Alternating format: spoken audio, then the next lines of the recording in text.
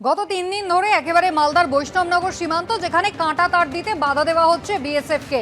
অন্যদিকে ত্রিপুরা সীমান্ত সেখানে কিন্তু একেবারে বাংলাদেশি নাগরিক সহ সেখানে বিজেপি কিন্তু রীতিমতো সশস্ত্র অবস্থায় হামলা চালিয়েছিল বিএসএফ এর উপর। আর এবার জানা যাচ্ছে ত্রিপুরার ৩ জন শ্রমিককে কাঁটা তারের ওপারে তুলে নিয়ে যাওয়া হয়েছে।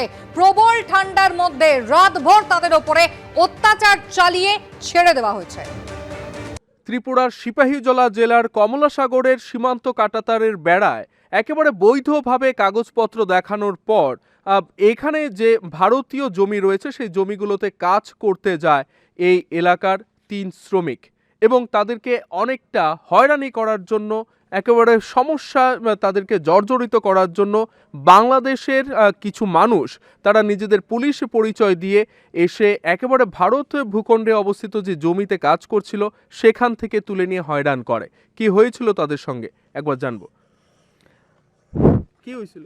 আমরা কাজ করার লাগে গেছি, আমরা কাজ করার লাগে নিছি, এবার থানা দিছি, থানা নিয়ে এবার বাউন পাঠাইছি। আমরা ডান ক্ষেত লাই বানানোর লাগে গেছিলাম, ক্ষেত কোবন লাগিয়া আমরা সিভিলতে সেটা দৈরে নিছে। মানে আপনারা তো ভারতের যে মালিক রয়েছে সেই মালিকের জমিতেই কাজ করছিলেন, মানে ভারতের মালিকের জমি থেকে আপনাদের তুলে নিয়ে গেছে? হ্যাঁ, আমরা মালিকের এই ক্ষেতের থেকে তুলে নিয়ে গেছি। তারপরে রাতে ছাড়লো কখন আপনাদের? রাত্রে সাথে বা কমে 1টা বাজবো, 1টা বা 8টা এমন টাইমে। মানে এই শীতের রাতে আপনারা খোলা আকাশের নিচে জঙ্গলে রাত কাটিয়েছেন, ওরা রাতে আপনাদের ছেড়ে দিয়েছে আকাশ? হ্যাঁ এমনই স্যার।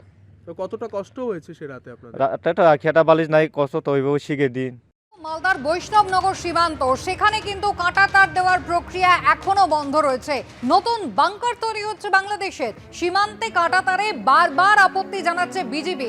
অবাধে অনুপ্রবেশের সুযোগ করে দেওয়ার জন্যই কি কাঁটা তারে তাদের এত আপত্তি? মালদার বৈষ্ণবনগর সীমান্তে সেই মঙ্গলবার থেকে যে অশান্তি শুরু হয়েছে তা এখনো অব্যাহত। কাঁটা তার দেওয়া কিন্তু এখনো বন্ধই রয়েছে।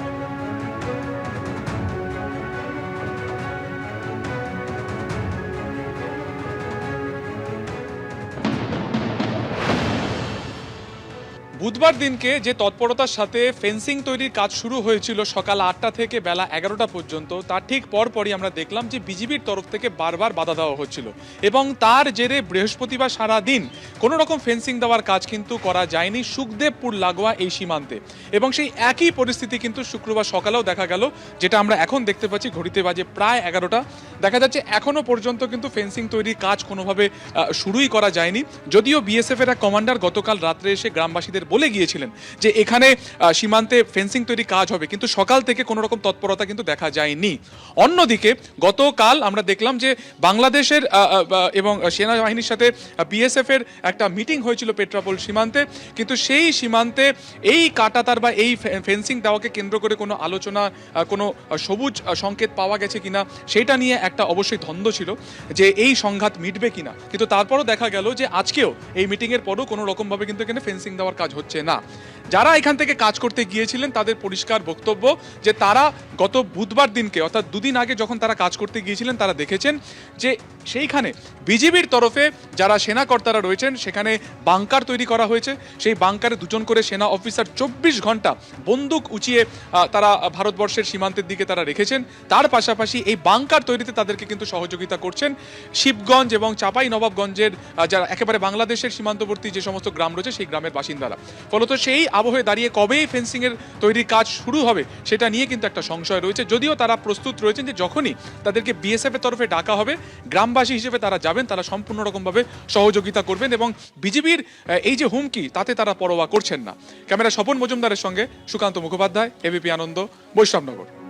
বিজেপির পক্ষ থেকে বারবার কিন্তু বৈষ্ণবনগরের সীমান্তে কাঁটাতার দেওয়াতে আপত্তি করা হচ্ছে, আর সেই কারণেই কিন্তু অশান্তির জেরে আপাতত কাঁটাতার দেওয়া বন্ধ রাখা হয়েছে। কিন্তু কাজ যদি বন্ধ না করা হয় তাহলে গুলি চালানো হবে, বিজেপি কিন্তু এমন হুঁশিয়ারিও দিয়েছে। বাংলাদেশের বিডিআর এসে বলছে কি এখন কাজ বন্ধ থাকবে, তারপর নাহলে আমরা গুলি করতে বাধ্য হব। এটা বলছে ইন্ডিয়া লোককে বলছে, ধমক দিচ্ছে। এটা গতকালকে এসে গুলি মারবো এই হুমকি দিয়েছিল বিজেপির তরফে। হ্যাঁ হুমকি দিয়েছিল। তখন তো বিএসএফ এর তো নিরাপত্তা ছিল, ওরা কিছু বলেনি? না, ওরা কিছু বলেনি তখন। আপনারা কাজ কখন থেকে বন্ধ করলেন? মোটামুটি প্রায় 11টা হ্যাঁ 11টার পর 11টার পরে বন্ধ হয়েছিল। সাহেব এসে আবার মিটিং হয়েছিল, মিটিংয়ে বাংলাদেশের বিডিআর অনেকে এসেছিল, মোটামুটি 2.5 থেকে 300টা। তার মধ্যে ওর পাবলিক অনেক, মোটামুটি 2.5-3 হাজার পাবলিক ছিল। মানে ওই ওখানকার শিবগঞ্জ গ্রামের হ্যাঁ, মানে 3 দিকে অনেক অনেক পাবলিক, মানে ধরেন কি 2-3 হাজার পাবলিক।